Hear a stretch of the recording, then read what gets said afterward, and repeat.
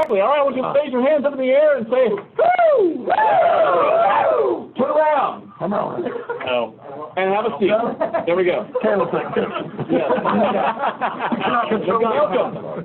Welcome to the LOPSA East Tennessee Election Night Special. Oh, yeah. You guys, that's tomorrow. Now. What's that? Yeah, elections are tomorrow. No, it's a day. That's right. I totally missed it then. Knox County has been in service, etc. So, the polls are still open. So if you guys want to have them leave and go vote, take pizza with you. That's right. My name is Ben Taylor. I am the Little Red Cooler Bringer. I did bring it again this time. I'm also the LOPSA janitor. I'm also the guy that takes care of the lights as we leave. And we need to get out of here at 8 o'clock sharp tonight because the tech systems folks have been here forever and they're ready to go home. So we're going to try to wrap it up as quickly as we can afterwards. But never fear, do not despair, because there's the after party at the K-Town Tavern tonight. So we expect you guys, all of you, to join us there and bring the pizza with you. So, all right. I'll be 21 in 20 days. Do you think they'll let me in? Yeah, I'm sure. Come on. I'll leave my son right here. All right. So, all right. I know we have announcements. Do we have announcements? I know we've got announcements. Somebody has an announcement about something somewhere. I do. Yeah? Hi. Alex got it high. All right. No announcement? No announcement? Hey, wait a minute. Our organizational team here, I'd like I do want to do, I guess, our audiovisual crew. I want you guys to stand up. You guys to help with the audiovisual. Stand up. Audiovisual crew. Come on. They threw it all together last minute. We also have a new member of our organizational team. Aaron Hahn has just been elected to the National Board for LOPSA. So we have real with that, actually, I think it's time to turn it over to our speaker tonight, Sean Taylor, who has a distinguished career in high-performance computing. Is going to share his experience, strength, and hope with us on the whole reasoning purpose, the raison d'etre behind high-performance computing. So give him a round of applause.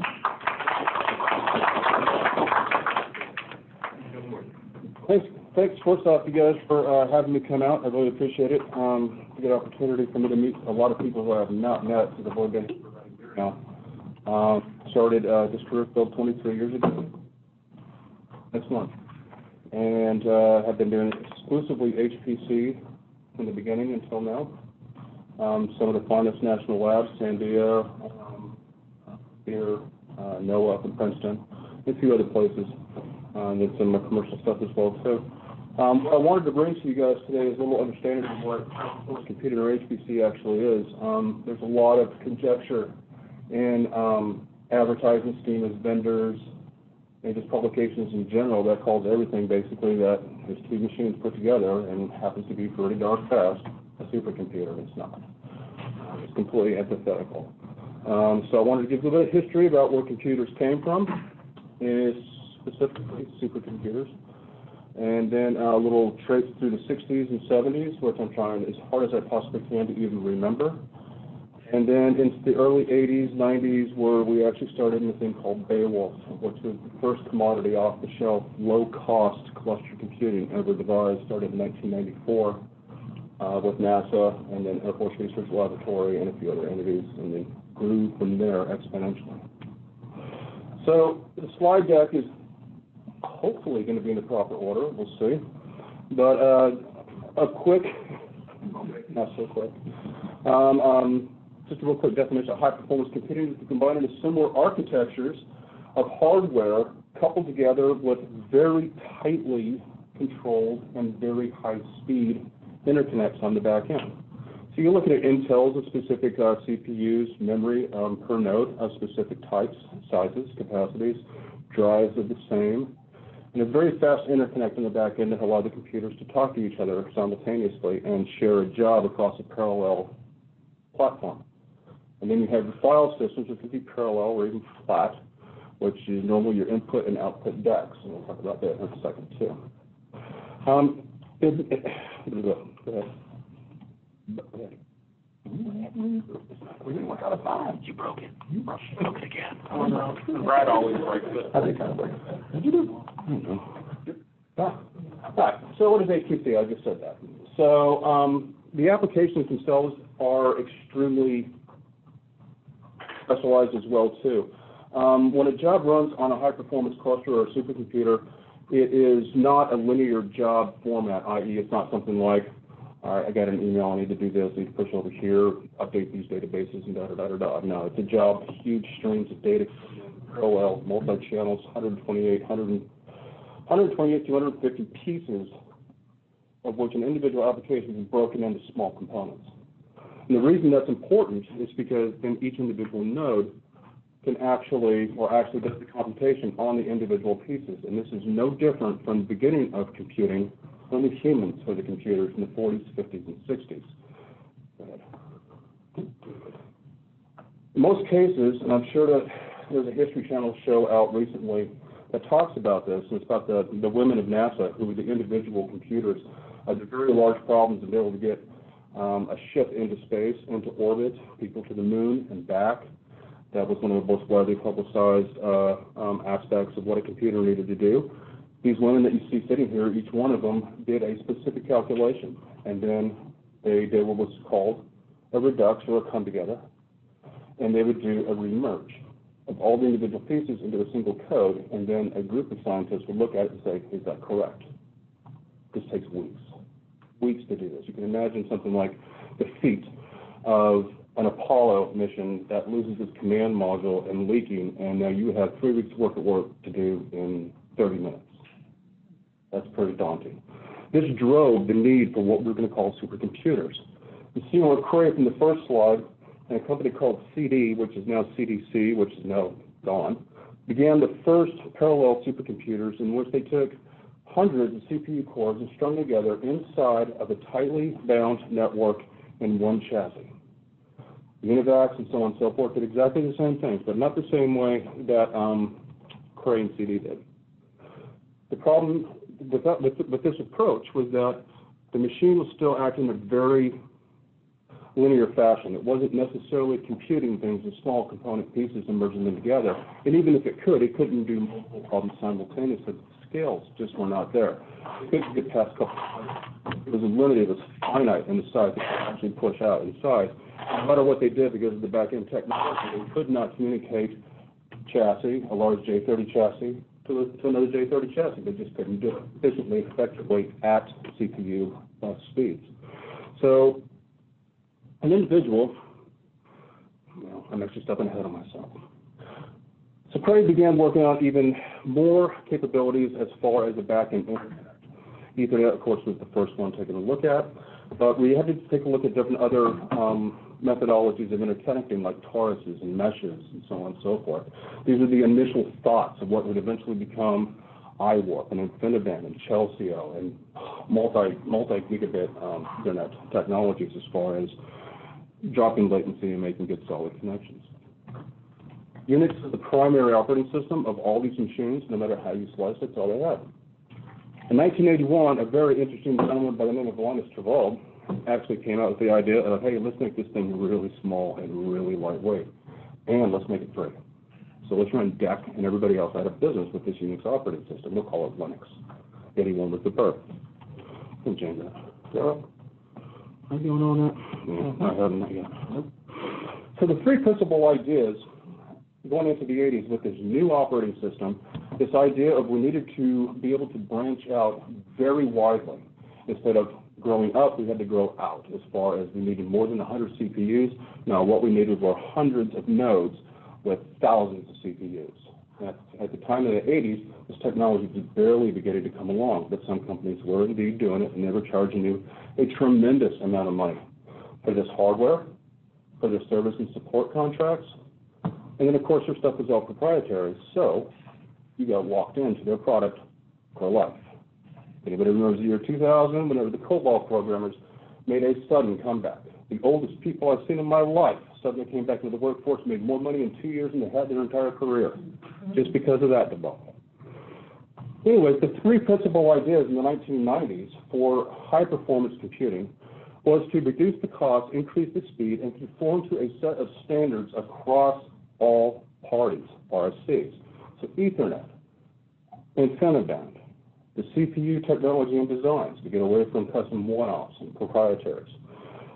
This allows us to actually acquire as a demand from suppliers who are now providing massive amounts because everybody wants the same thing. And guess what they had? Wasn't like DEC, wasn't like Sun, wasn't like any of these other companies where you had locked-in concepts and ideologies. Go ahead.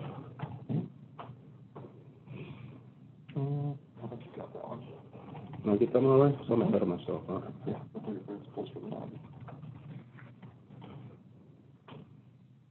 In 1992, 1993, a couple of enterprise and individuals from NASA Goddard decided that they were going to do something with just basic tower computers. They were going to put them in a laboratory. They were going to make sure that the hardware was identical, node to node to node to node, and interconnect it with the fastest thing they had. Well, back then was 1 gigabit. They went to hunt, not 1 gigabit, 1 megabit.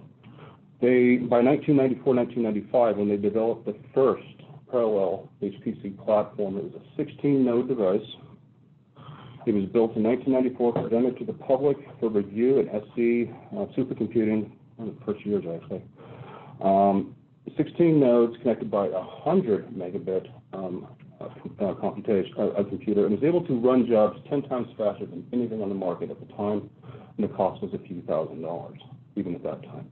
Everybody who worked in IT shops back in these days, especially for government or large corporations, had little bench stocks. We were still ordering parts directly at a computer shop or magazine. The internet was not even really existing. You have bulletin board systems and so on and so forth. So it was easy for us to basically mail order and hold on to parts inside of our IT shops. So after these guys proved their theory and built this machine, others started doing the same thing. Outside of academia, outside of R&D. Programmers also started getting involved very, very heavily. They began to develop things called MPI, which is massive parallel interface, a message passing interface, which is the actual tool that breaks the individual jobs into those streams I was talking about and then commits them to the individual node to run, back to a center control node, and all the application data is written out in a merged fashion. Able to do the work dozens of times faster than anything they already had them. Yeah. As time goes on, we begin to see bigger problems with the communication on the backbone. We begin to see problems with CPUs. We need more, we need more, we need more. We can't grow up, we have to grow out. If we can't grow up, we have to grow up. Real estate starts to get expensive.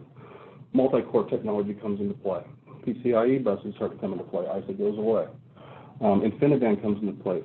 10 gigabit, 40 gigabit Ethernet come into place. We begin to look at all these exotic topologies, and then other companies, again, try to get back into the proprietary aspect of marketing things, like the SGI Taurus, 30 Taurus, the OmniScale, OmniPath, the Infiniloop, which is AMD's brand new one, and a few other things that are actually allowing the interconnects to happen between node-to-node, CPU to CPU. At this point right now, we're building these machines out with 4 socketed AMD processors, 8 VT100 GPUs, on a 200 gigabit redundant, so 400 gigabit total bandwidth throughput, customized Infiniscale Infiniband on the back end. That represents the new machine that's going to be called Frontier. It's a base configuration and core. So if you take a look at the last 15 years, what that means, we've actually exponentially increased our computational power from 2010 to 2019, just in a few years. Next. The overall approach from the very beginning, the overall approach was to choose commodity components designed to your specifications. And you have to know your programmers, you have to know your scientists, you have to know your jobs, to understand what kind of CPU power you need, what kind of memory you need, what kind of disk throughput you need, all those things. Because the idea basically is that when you do build a machine like this, you want to use 99.9% of the resources on that machine. Nothing goes to waste. If you buy 2.3 gigahertz, you want 2.3 gigahertz, plus the turbo, plus the memory, without the machine crapping itself. You start breaking rules at about this point with IT and enterprise philosophies. That's okay. We'll get to that in a second. Hire the best technical people in small counts that can support systems very long term and operate systems outside of IT standards and business rules. That technical implementations are done for technical reasons, not for business ones. Next. We use simple tool sets. We use Cobbler, we use Ganglia, we use Nausea, still to this day. We don't use things like SolarWinds or Elasticsearch or Nessus or Clam, anything like that. We rely on enterprise to provide those things for us without actually touching our hardware. We don't monitor our hardware in a traditional fashion. We do it with Ganglia, Nauseos, and customized scripts to watch syslog on a continuous basis. We use Torch, Storm, and PBS for schedulers. That's for the jobs. We can run thousands, if not hundreds of thousands of jobs every single day across even a small cluster. Today's numbers came out. On a small 45-node cluster, we ran in excess of 15,000 jobs in 1 month. It's not bad for 45 nodes. Rely on core capacities. Core capacities and capabilities within the Linux kernel itself. EDAC utilities, OpenMPI, NCE log, TFTP, XINFD, just basic DHCP and NCPD, and those are the core pieces that we need. Everything else is disabled. Firewall D is gone. SE Linux is gone. None of these things happen within the HPC realm. There's your reason for it, is if you buy 2.8 gigahertz and 128 gig of RAM, that's what you use. Nothing goes to waste. Standard testing tools. Still use the same tools we've been using for 15, 18 years. Memtester, one that actually runs in memory, chews up 99.7% of the memory in kernel space. Streams, CUDA-burn, StressNG, various IO zone, IORs, and Bonnies, and of course HP LIMPAD, developed by one of my personal heroes and a local guy here, Jeff Dungara. Within BIOS, and so on and so forth, we disable hyperthreading. Anybody know why we would possibly do that?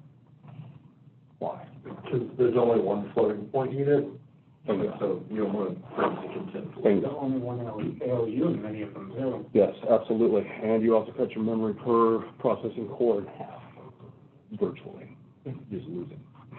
CSAPes in most cases are disabled. Turbostat is enabled. The QPI is set to a specific setting based upon the application or the network topology that you're using, because QPI, advanced snoop, and so on and so forth could do weird things. The AMD equivalent has similar things as well too. Not going into depth on any of this stuff. And the reason is because if we do that, we'll be here until I retire. Our hardware, no redundancy, no failover, nothing. Anybody know why we could possibly do that? There's none. That's true for one reason, or for one thing, but That would be decent down here. not really. Jobs can still run in some cases. They can be fault tolerant. Here's the problem. When you're running a large job, imagine you're trying to shoot 3.8 billion loci on a whole genetic genome. You're looking for one location at a 3.8 billion, the right combination CAT and G on the right twist, on the right bend. You're looking for one mutant compound within that DNA strand to identify cancer.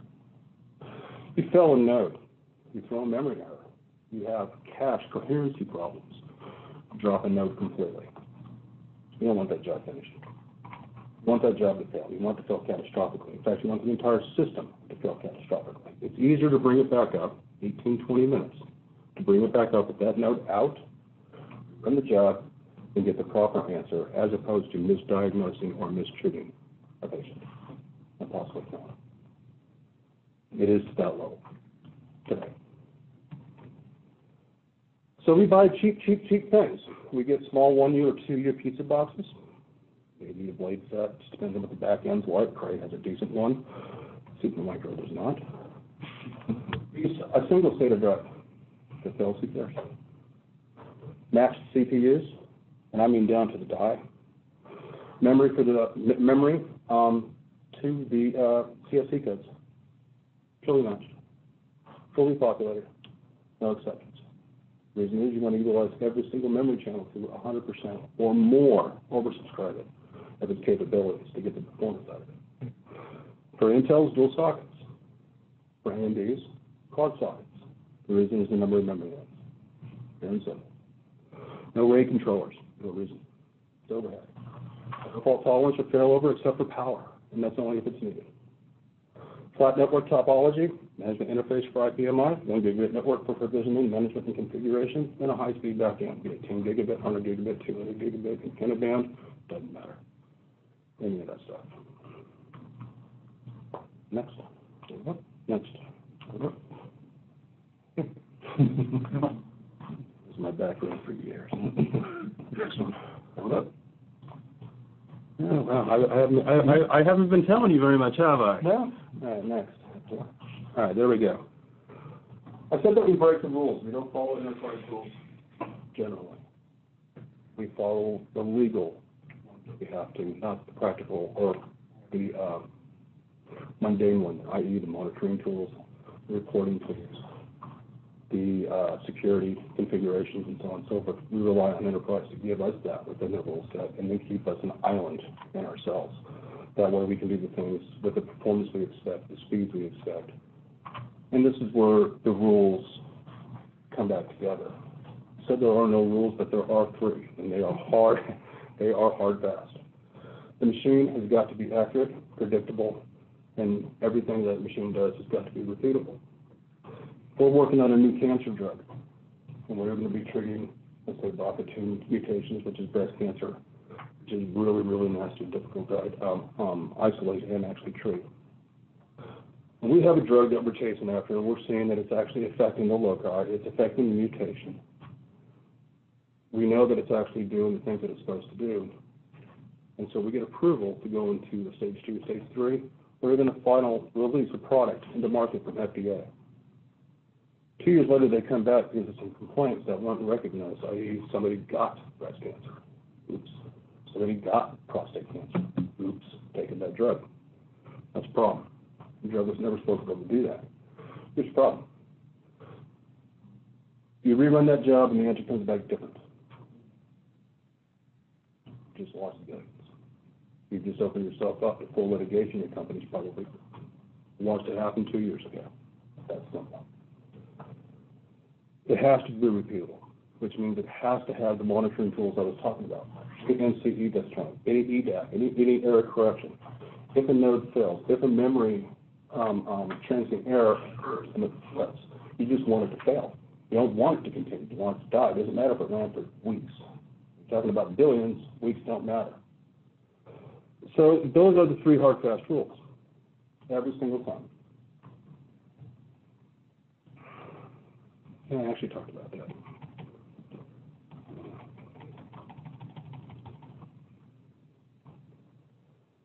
We are able to tell the performance of a machine and how it's actually behaving, properly or improperly, using those 3 things. The accuracy, for instance, if you run it again and it's broken, something is definitely wrong. Be it software, be it hardware, it doesn't matter. If you put something like this up in the cloud, is there any mechanism at AWS, Azure, Google, anywhere, that you can tell me you threw a memory error, that your CPU turboed the wrong way, you had a level 2 cache miss, or a cache corruption? No. There's nothing. You don't know. So that's problem number 1. Predictability. If the job is to take 4 hours to run, and it takes 5, something's wrong. If it takes 3, something's wrong. If it run 4 hours every single time, no matter. The answer will always be the same. That's the repeatability phase. Is that it? Am I done? I'm getting done. Right. I talked about that. I don't know. I just don't read. When I first started in this practice, there were a few hundred of us, HPC engineers, who were actually in the field doing this, government agencies, We all work for oil and gas. We work for banking.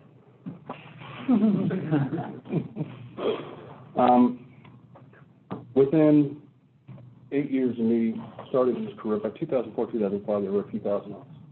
We're back down to a few hundred again, maybe a couple thousand, globally, who actually do what I do. As time goes on, talking about a little bit about the cloud architectures and what's going to happen, I believe, in situ, in corporate environments, data centers, bare metal HPC is going to make a strenuous comeback.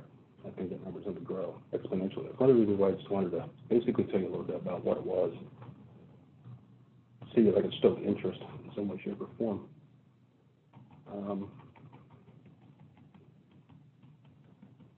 Talked about the cancer drug. Didn't talk about the oil and gas. Oh, maybe I missed anything. Not sure. All right, so is there anything that I can expand upon that I talked about in that? Questions? Yes, sir. So, is all of the distributed processing done with CPUs or a combination of GPUs, CPUs, and TPUs and so forth? Yes. Okay, so I didn't understand. So GPUs run jobs or applications that have been custom reported. We still run error correction code in there, which means we lose about 30% of its performance and throughput, which is okay. At least we know something went wrong. We also know if the GPU decided it wanted to just take a dump on itself, we put the job somewhere else. So we don't want that to happen. So we do CPU, GPU, FPGAs, all that stuff. We personally do not do that in my practice right now, but I've been exposed to it in a couple different areas. We're still doing it today. Yes, sir. I just want to get into HPC. Yes. How does one? The thing I can say, but it's not a dare. Lick this, it won't hurt long.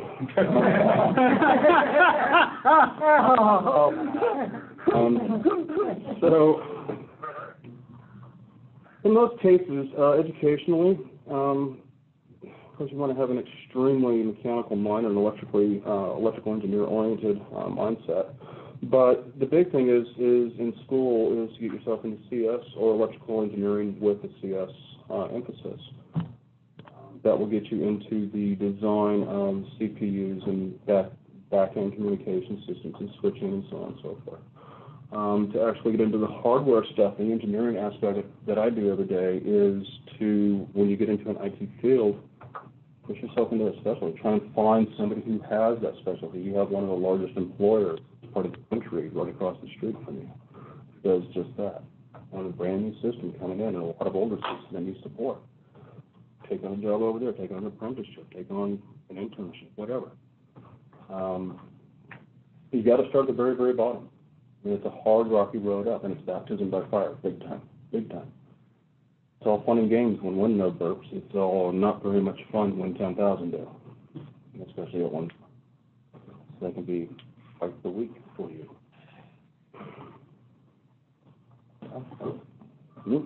So with the propensity towards failure as opposed to trying to power through things and risk potential errors, say for any given workload, what's the chance of I guess you could say an abort? Like rare, every day? It depends on the load of the machine and the size of the machine and the application being run. Is it true we tune up 100% of the machine? Your NTBIs and NTBFs increase exponentially. The larger your machine, same thing happens. The NTBFs increase exponentially. Just need so many hours and minutes you can get out of a particular piece of hardware.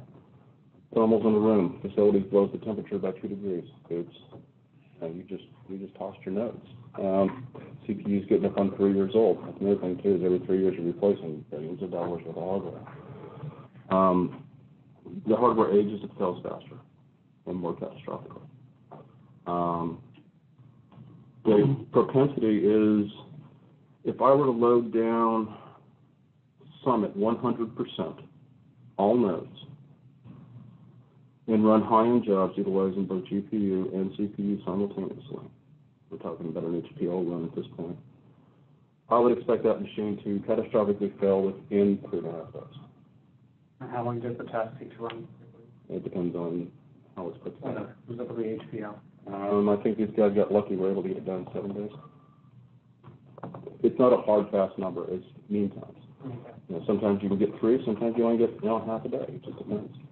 Q17 is evidence of that. You're bouncing up and down like a yo-yo for no reason. Turns out to be just the best, bad thermal solvent. That's all it was. That help? I'm aggregating questions from our at-home viewers. Great. We have a couple At-home here. viewer? How is HPC different from folding at home or SETI at home? Folding and SETI at home are more of a grid concept. It's more of a distributed computing concept in which the machine is not talking to another machine, doing the computation simultaneously and in parallel. It's doing a small piece of it. But your answer is not going to come for months, because who knows when the rest of those pieces are going to get run. In HPC, it's all done at one time. And if you don't come together at the end of that fold, to come together with a proper collective answer, the job fails. That's the difference. Everything's done at the same time, you get the answer hundreds of times faster. It's kind of a loaded question. Oh, you got another one? Oh, yeah. Well, you can go with yours. This is kind of a loaded question, but something that surprised me when I first noticed it. Can you talk on each individual node what the actual OS load is? Instead of being a specific OS that's cut in a certain way, can you kind of explain what actually gets built a little bit? You mean the components of the build? Or Just the OS itself. Right. A lot of people imagine that it's RHEL or something. No, it can be any Linux variant. We prefer to use things like CentOS just because it's better documented. It's easier to get a hold of. So we don't want GUIs or any other junk. So there's really no reason to go to the Debian route. It's also easier to get scientific tools on the CentOS side than it is somewhere else. The actual load on the machines, an idle compute node compared to an idle, let's just say a mail server, let's just say a postfix machine running all the little enterprise goodies, bits and pieces. Your enterprise machine I have watched sitting idle, chewing at 2.8 to 2.9%. I mean, I'm sorry, I take that back. 2.8 CPU cores total, just in monitoring on an 18 core node. 2.8 cores. What'd you buy? Why'd you spend that money? 12.5% of the memory chewed up in the operating system and monitoring tools. Why? Well, so our compute nodes will sit at 0.18 load. We got 99.9% of that machine still available, with less than 4.5 gigs of memory and a 128 gig system. I've got all the room in the world. I've got nothing interrupting my cycles, nothing throttling me, nothing contending from me. It's just flat, it's efficient, it's fast. That's the difference. Speaking of memory, you said you get exactly how much you need to run a job. Why not that extra 10% buffer when things start choking? You don't want to panic the node. Okay. If you get yourself into a swap situation or you overrun the physical memory, you will take the node down. Swap is very small because of that. There's not a lot of drive, and also you don't want that latency built into that read back, that recommit back to memory to flush. The memory we like to use just a little bit of a gap. So if you have a 128 gig node, our users know to use 125. They just know. They want their job to survive every bit as much as you do. So the better they are, the better equipped they are educationally to know what the system's capable of and where its sweet spot is. That's what they shoot for. Gotcha.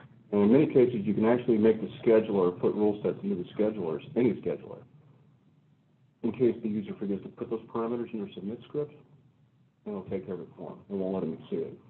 And they may even tell them how long it's going to take with that size. Maybe. Does that help? Yeah, sure. So the mindset is if something goes wrong, you want the node to fail. How do you catch some of the more obscure failures? Like you said it, like L2 cache failures, things like that. How do you actually design it and catch a lot of these kind of edge case failures? There are two tools. There are two tools that were developed around the year 2001, 2002, and became full-fledged by 2004.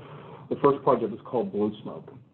It is now packaged in almost every Linux distribution now. It's EDAC-Intel. And what it's doing is it's extensive data, something data incorrection, extensible, error, whatever, doesn't matter. Anyways, what it's doing is it's watching the memory, it's watching the cache. If these things hit, if there is a bit flip, if there is a persistent bit flip especially, singles, doubles, doesn't matter. It picks it up and it works through your mail system. Or another application called MCE log, which actually goes further into the registers of the CPU cores themselves. You can actually see what the CPU is mishandling cache level calls. And then that's what would trigger the node failure. That'll trigger it right there. I mean, What's the other head of a tool like that? it actually runs in kernel space. It's minimal. It's probably a couple of megabytes of consumed memory. It's very, very small. The tools that I rattled off, game data, yes. There's a reason we still use them, EDAC, Intel, and NCE. There's a reason we still use them because they don't take any space. They don't take anything away from the machine. Very, very efficient. And nothing better has come out in 20 years. Believe it or not, 20 years. We're still using the same tools, but just work. And quiet.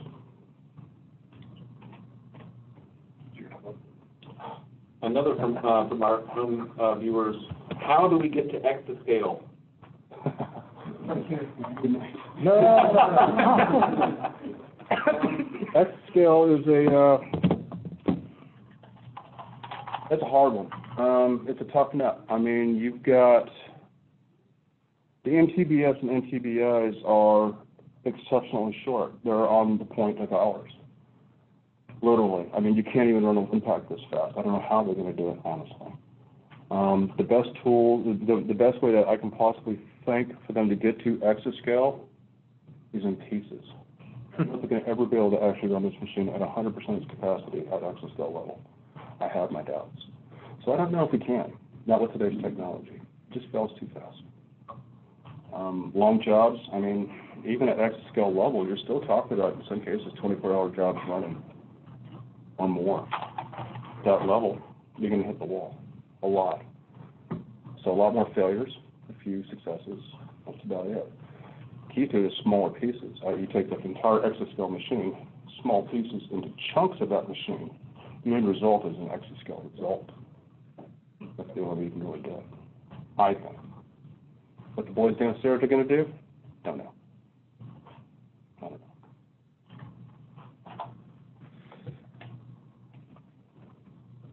Oh, another loaded question.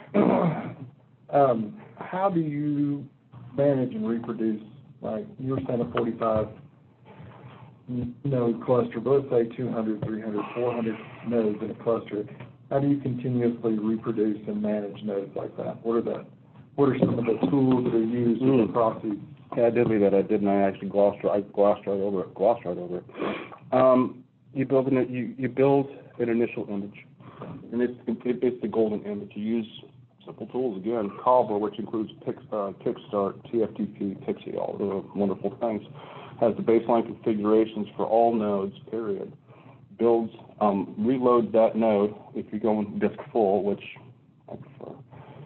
Going disk full, sets the node up, loads up Puppet. Puppet comes back in, pulls it in, Ansible, doesn't matter, Chef, whatever your flavor of choice is, brings in a specific configuration for that individual node, GPU, CPU, whatever, Viz node, whatever.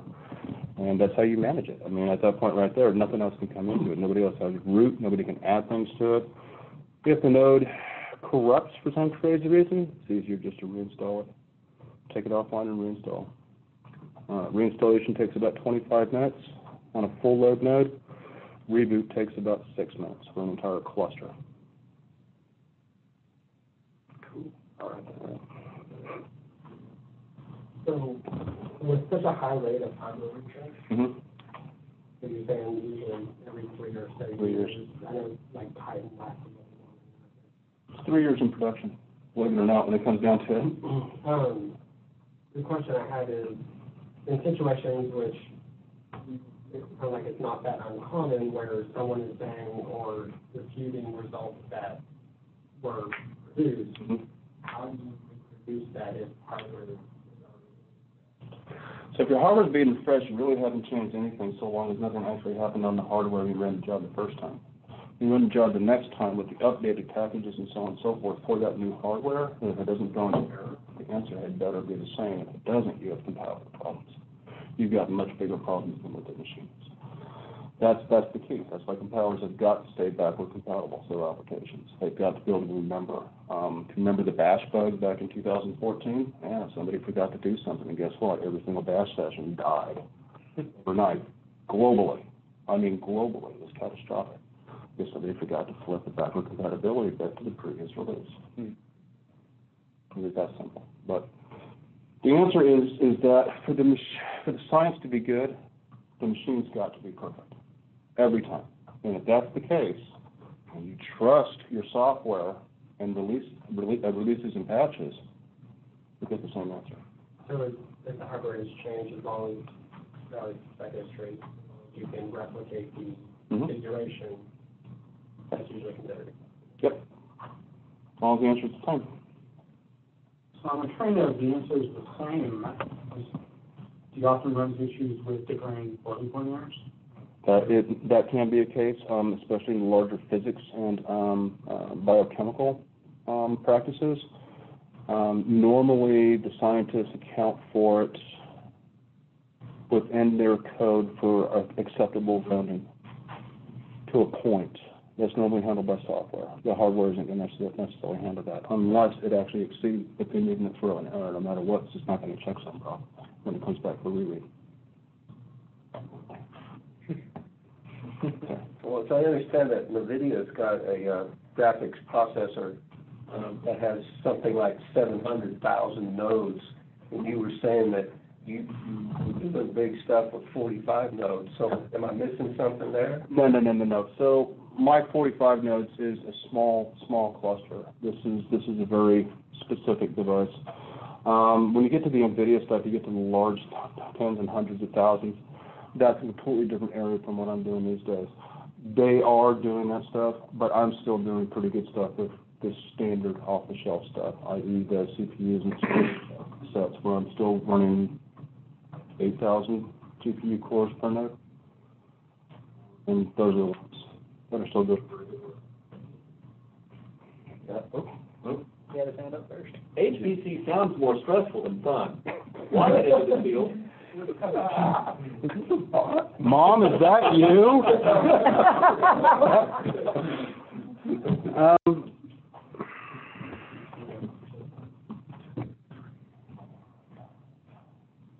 5 of you know me, 6 of you know me.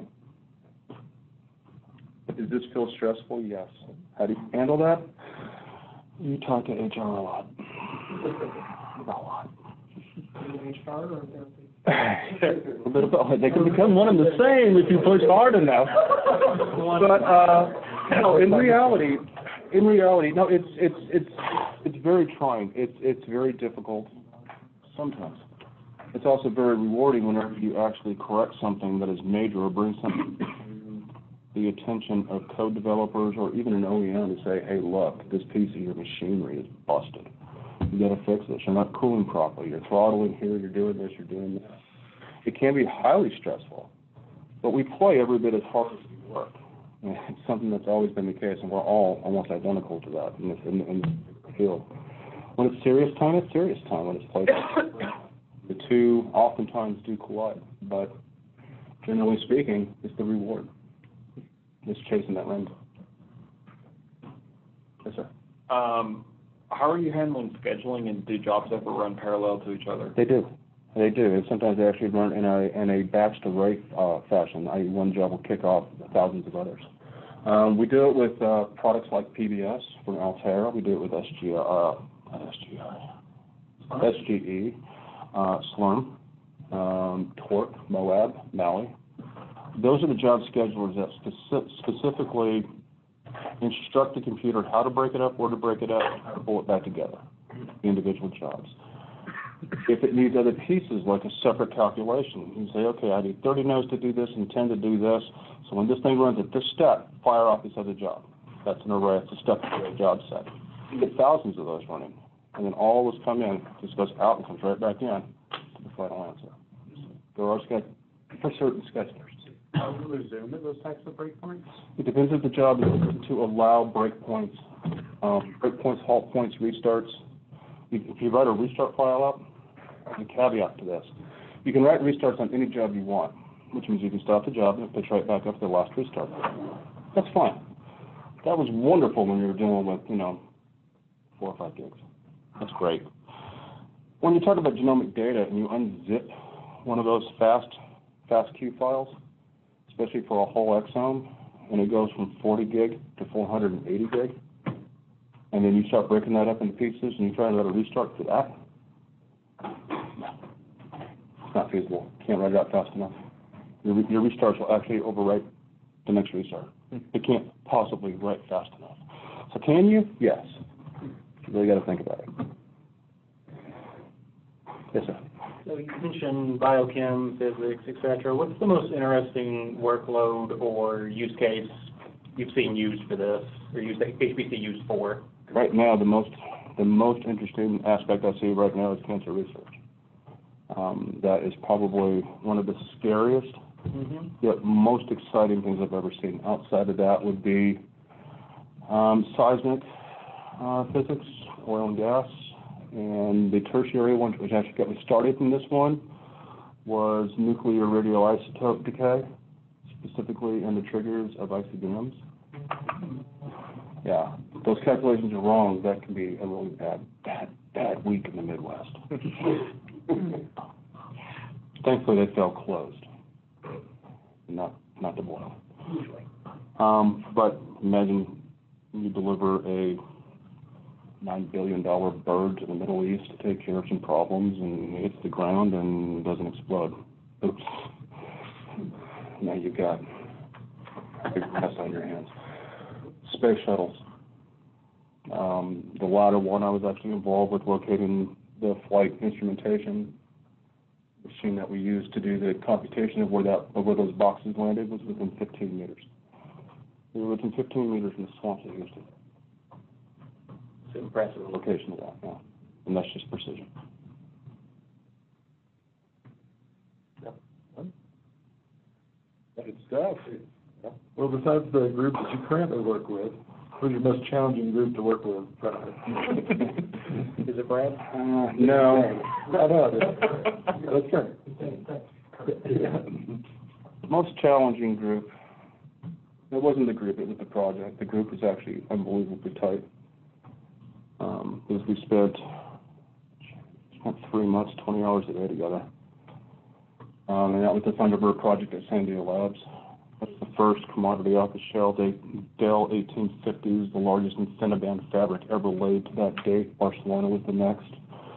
Largest Panasys deployment for a parallel file system, and largest and first of its kind Lustre file system deployment. 4,480 compute nodes, 9,960 computational cores, memory footprint of just a 54 tera. 54 tera.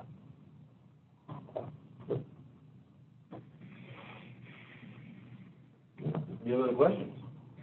I've got a much more mundane one. So when you talk about topology, you just mean the way things are connected. Basically, yeah. Yeah. So, like I said, there's no redundancy, there's no failover, there's no duplication whatsoever within these machines. It's a single, let's say, just a Mellanox X5, single connector. That's it. Into a spline. By the time you get everything cabled up, you're three-dimensional in your routing topology. Plus your RDMA, you don't use IP and an IB normally, unless somebody decides to put a Lustre file system in there. But node-to-node communication is RDMA, which means near zero latency, not zero latency, but awfully close. And you're actually able to share the memory directly from machine to machine, bypassing the CPU over that network. RDMA is really cool. Remote direct memory access. That bypasses the CPU's controls. Talk about your opportunities to steal a crap ton of information. Yeah, just use the I/O as unmuted. Problem is you have to own the subnet first, and if you don't have that, you can't get the information. None of it makes sense. It's a 1 in 28 billion chance of actually intercepting anything of any use whatsoever. It's up there. Because there's no TCP, there's no index. It's just, did you get it? No. Too bad. I forgot what I was saying again. Please try again. It's pretty cool. Please try again. Last question from this side of the table. What are some of the modern day encryption standards currently using for the drives? Oh, boy. Can you read? Okay. We're actually doing some pretty interesting stuff here. This is actually a first for me. I've never had the experiment to encrypt hard drives at rest, or encrypt data in flight, or encrypt file systems parked. I've never seen such a thing. But this environment that we're working with right now, the liability on the laboratory is so high that they have mandated that we actually do this. So even the operating system drives are encrypted to where when they get shut off, someone pulls the disk out and tries to punch it in, disk is gone, there's nothing there. You can't have it. We use Lux for that setup. Actually integrated it directly with Cobbler, to where it does it on the fly for us. Encrypts everything, including the swap partition and TempFS partitions. Are your keys living? Keys. You ever done Lux? You can TPM it, but do they have TPMs? Well, if you use FFF, there is no key. There's 3 pieces of code, and any one of those 3 pieces can never actually get to the answer. X, Y, and Z is the combination. Yeah, it's the combination. Or you mean whatever the threshold is. Yeah. So still have to get there somehow. It has to be trusted to begin with. So if it doesn't know who you are, and you don't know what that string is, So you never even get the hello. You never even get the hello from the Tang server. So how do you bootstrap? So we use Clevis and Tang, or what the people downstairs are calling parcel tongue, because they have basically taken exactly what we're doing and repackaged it. We're using Clevis and Tang, which is part of the Red Hat MBDE suite, and we allow that to pass the initial key on installation, and then it throws the key away. So when the node comes back up, it has the encrypted, hi, how you doing? Tang doesn't know who you are. It says, that's it. I can't unlock you. Nothing. So basically, if you're going to restart, you have to re-image at that point. You don't have to. You can still, it'll still come across, but it's never carrying that initial key. It never has it. It has a different piece of the key. It has like the C piece of the key. You know, the A, B, and C piece. Well, you got A, B on one side, and B, C on the other. The 2 Bs are arbitrary. But if you have the C, you can actually get the A, if A and B are correct to begin with. So you're familiar with 3 parts and threshold of 2? Yeah. Okay. Yeah, that's how we're doing it. So at this point right now, I mean, that's how we're doing disk encryption. And then we actually, in the case of our file systems, we've had to rely on very specific vendors for very specific RAID control cards, if they even have them. There's only 2 vendors who have them. So like self-encrypting systems? Fully, yeah. But basically, Lux using Clevis and Tang is self-encrypting as well, too. Right. It's the same thing.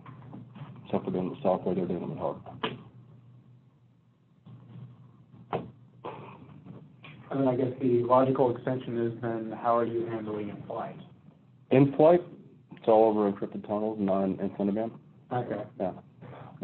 How's that work for RDMA? RDMA is by default encrypted. You can't read any one of the VLANs whatsoever.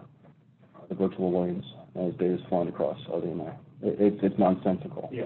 You have to own the subnet and every single node on it to understand the good. You gotta get the session key somehow. Source, session key, and destination keys. And those goods are horrendous. We hit the 5-minute rule here. Okay. That's all good.